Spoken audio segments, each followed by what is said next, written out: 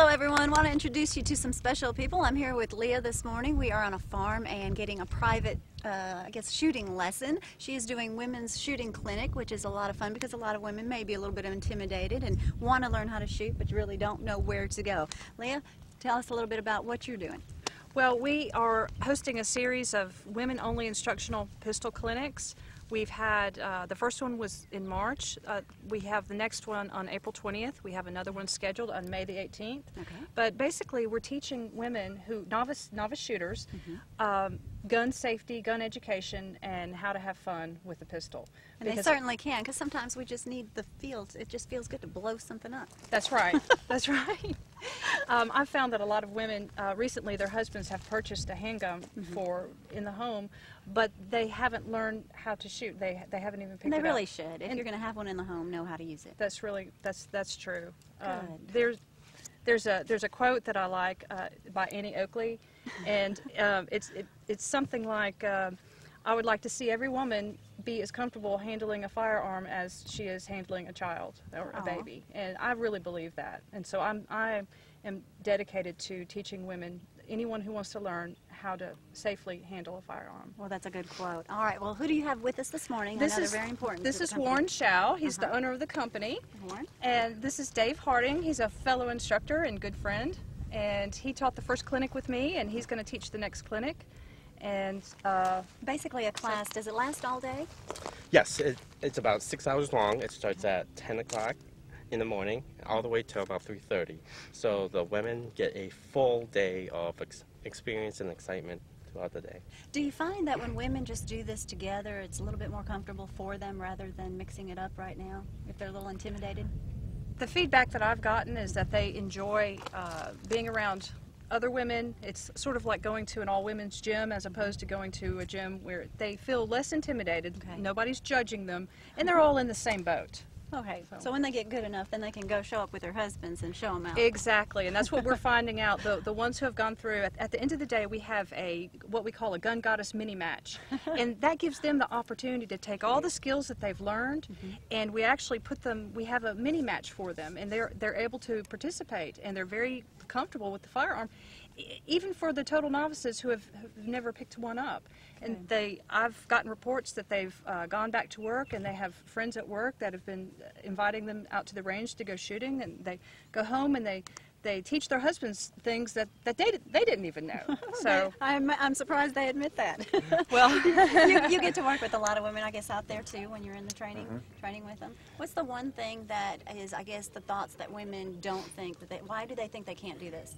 I think a lot of it is they just feel intimidated by the terminology and about the machismo that generally follows the gun culture and working with firearms and that kind of thing.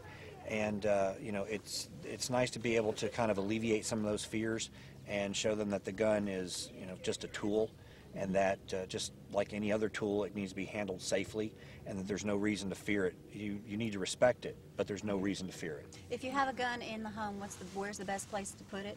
The best place to put a firearm in a home is going to be in a lockbox or some kind of secured locked container, such as a lockbox, one of the ones. And they're real cute these days. You can just put your thumbprint on it. And they're really convenient. The small lockboxes now work on thumbprints. They work on number combinations, and then you've got larger ones like steel cabinets and things like that, or vaults. So any of those, as long as it's locked and is not accessible to your kids or anybody else in the home, that's what's important, is making sure your stuff stays safe. All right. Well, thank you guys so much. I'm ready to shoot something. All right. Can we go? We can go. This will be fun. Okay, so I think Dave and I, I'll go off the trigger until you engage in a target, okay, and it very clearly, it's a natural, I'm new, I'm an instructor, but I'm still considered a new shooter, and, one of the things was, it's a natural thing to want to, when you pick up a gun, your reflex, just to go ahead with your thumb, because your finger's supposed to go there, so, the first thing that we teach is that always keep your finger off the trigger. Okay? You can have an accidental discharge. Another big rule is always keep the gun pointed in a safe direction. Well, you can ask the question, what's a safe direction? And people would say, downrange. Well, the answer really is, it depends on where you are. If we're not on a range, pretend like that's not there. It would be straight up. Okay. But look what I just did. I just swept. Okay. So, you know, it's preferable to keep it pointed straight down if you're in your home, because you don't want to run the risk of sweeping any individuals or any items in the home. Okay. Just remember, just imagine that there is there's an invisible laser coming out of the front of the muzzle. Okay, we call that muzzle awareness. So anytime you're handling it, you know, finger off the trigger, keep it pointed in a safe direction.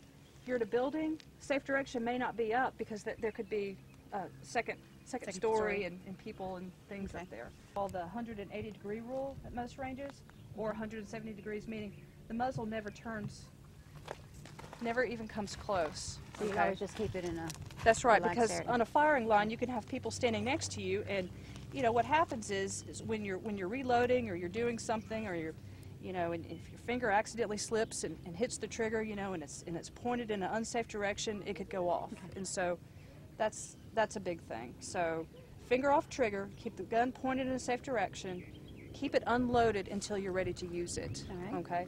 And finally, we always say treat every gun as if it is loaded, because you never know if you had someone access the firearm or somehow it was not properly cleared for whatever reason. Okay, so those are the basic safety rules. And so as soon as I put a gun in your hand today, you may hear me say something like, finger, finger, finger. That means pull your finger. People say that to me when we were at the three-gun training. Reflex It's right.